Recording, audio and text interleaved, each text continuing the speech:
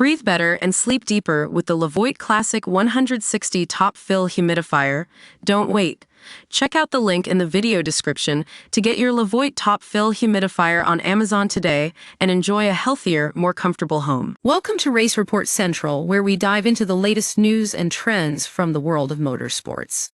I'm your host, Emma, and today we're talking about the hot topic of NASCAR's Superspeedway racing.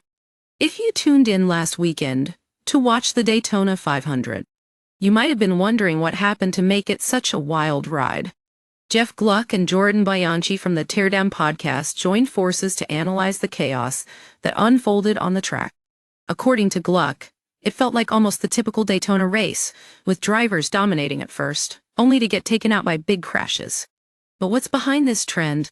Fuel savings have become a key factor in superspeedway racing. With teams trying to stretch their fuel supply as far as possible, they're essentially racing half-throttle for much of the event. As Riley Herbst noted, why don't they just make this race 65 laps? Because that's all we really race. It's like they're being held back, waiting for permission to unleash their full potential. This raises an interesting question. Are teams being too cautious, and if so, is it worth the risk of a big crash at the end? Gluck wonders if this strategy could lead drivers to lose their minds towards the end of these races. It's almost like they're being told to release the hounds, but only after a certain point.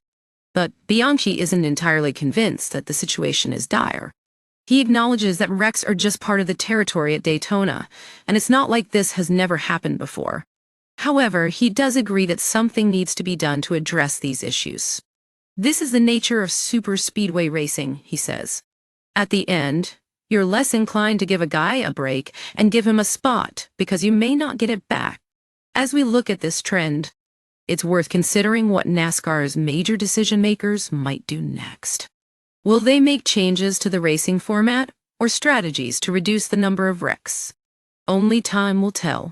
That's all for today's episode of Race Report Central.